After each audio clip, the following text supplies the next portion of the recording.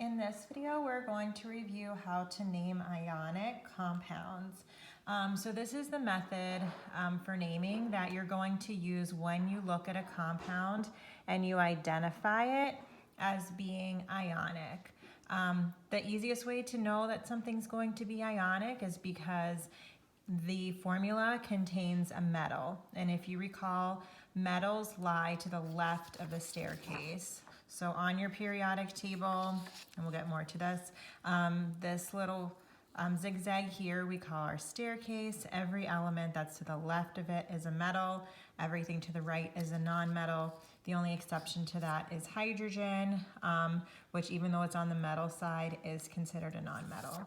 So if you're looking at your compound and you see that you have a metal present in that compound, then you will use the ionic rules for naming. Now, the ionic rules are pretty straightforward. The first thing that you do is going to just name that metal. So we'll go ahead and just work through these rules with our first example here, MgCl2. So I identify that as ionic because Mg is for magnesium. And if I locate magnesium on the periodic table, it's right here in group 2. So I know that it is going to be a metal because it's to the left of that staircase. So my first part, like we said, is just to go ahead and name that metal, just as it appears on the periodic table. The next question I have to ask myself is this metal a transition metal? Now the transition metals lie in the center. I kind of put a box around it, the center of the periodic table. Magnesium is outside of that box, so my answer is no. So I can ignore the second part there. All right, after I've named the metal, and it's not a transition metal, so I don't have to go that route, then I'm going to name the non-metal. So Cl is for chlorine.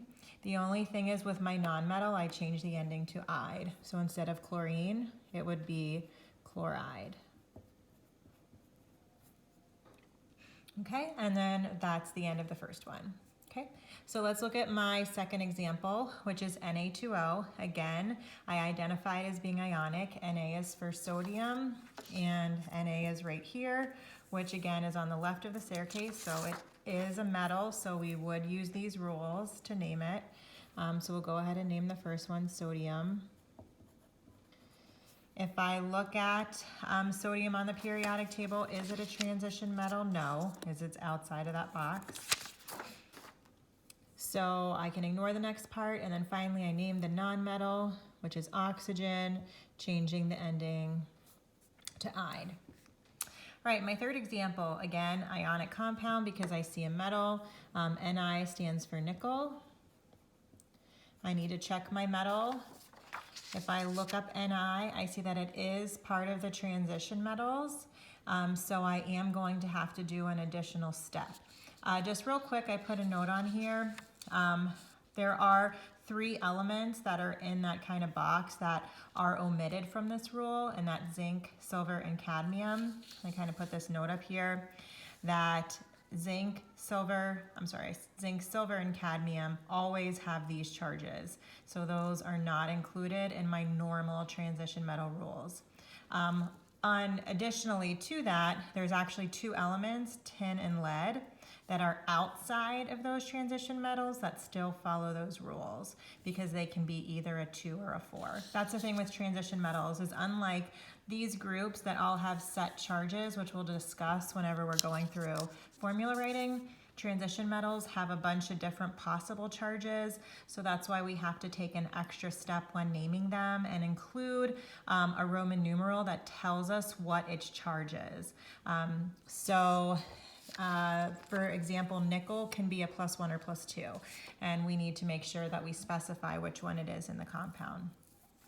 All right, so is the metal a transition metal? Yes, we are. Nickel is. If yes, calculate the charge and put it in Roman numerals. So what I need to do is I'm going to take this compound, I'm just going to kind of put a little line through it and divide it in half. What I'm going to do is cover up that metal and just pay attention to the right side. Now this little group of atoms here is called a polyatomic ion. You should see that in your textbook. They should have a list of all of these polyatomic ions. They're not found on the periodic table. Every time you see a group of them together, they have a special charge. If you look in your textbook on that list, you'll see that NO3 as a group has a charge of -1. So basically the right side of this formula and the left side of each formula have to cancel each other out. So you might think, okay, this is a -1, so this has to be a +1 to cancel it out. However, we have to watch because there's this subscript out here which actually ends up acting as a multiplier on that. Don't look at the 3. The 3 is part of the polyatomic ion. So that is already factored in. What we're looking at is that number on the outside of the parenthesis. That's what's going to make our difference. So 2 times -1 actually gives this right side an overall charge of -2. So that means that the left side has to counteract that with a charge of +2. So for this particular formula or name is going to be nickel 2. And then I name the second part. Unlike the first two that were just plain non-metals, that there's just one element that I looked up on the periodic table. Again, that group of atoms, you'll want to refer to the polyatomic ion chart in your textbook. All you'll do is just look up the name of it.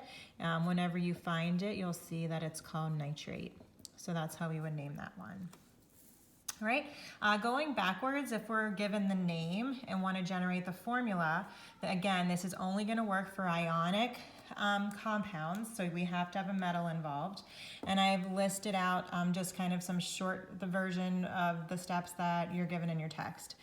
All right, so if we look at the first one, again, I know it's ionic because I see iron. The first thing I want to do is write the symbol for the metal. So iron is Fe.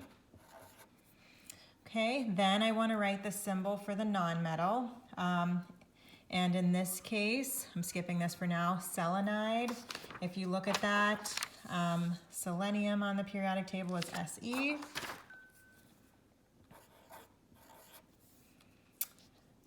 Number 3, write the charges above each. Okay, so we're going to go ahead, look up iron. On your periodic table, it's a transition metal, so that means it can have a lot of different possible charges. So that's why we have to refer to the Roman numeral to tell us the charge. So the charge on iron is +2 because this is a 2. For the selenium, I can go to the selenium. That one has a charge of -2. All right, these cancel each other out. So my formula is just going to be FeSe.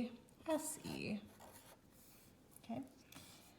For the next example, we are going to have potassium hypochlorite. Okay, again, I'm going to write the symbol for my metal, which potassium is K. For the hypochlorite, that if you look up, anytime you see that ending with a T in it, that's going to indicate to you that that's not an element. That's one of those polyatomic ions that you'll have to go back to your textbook. So anytime you see that ending of an ite or ate, like sulfate, sulfite, nitrate, nitrite, chlorite, those T's that you see, that tells you it's a polyatomic ion. So if you go ahead to your polyatomic ion sheet, you'll see hypochlorite is ClO. Okay. All right, then I need to put my charges in.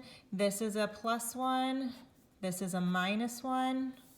Okay, potassium, again, if you take a look at your periodic table, any element in group 1 has a +1 charge. These charges, feel free to add to your periodic table. It'll be really helpful, so you can just do a quick check of your charge based on where your element is. And then hypochlorite, this one I got from the polyatomic ion chart. Again, those actually cancel, so we're just going to have KClO. All right, for the last one is aluminum sulfide. So I write the symbol for aluminum, which is Al. I write the symbol for sulfide.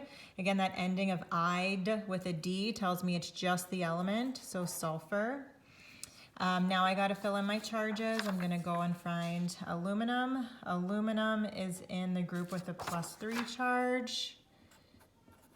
And sulfur is in a group with a -2 charge. Now in this case, since they're different, I have to find the least common multiple. So between the two of those, the least common multiple is 6. And you have to do this every time the numbers are not the same. So since this is a 3 and a 2, I need to get both of those equal to 6. So the way I do that is take 3. 3 times what will give me 6? Should be 2. So that multiplier goes down below as a subscript. All right, on the sulfur side, 2 times what gives me 6? That is 3. So I put a 3 as a subscript. So my final formula I would record as Al2S3.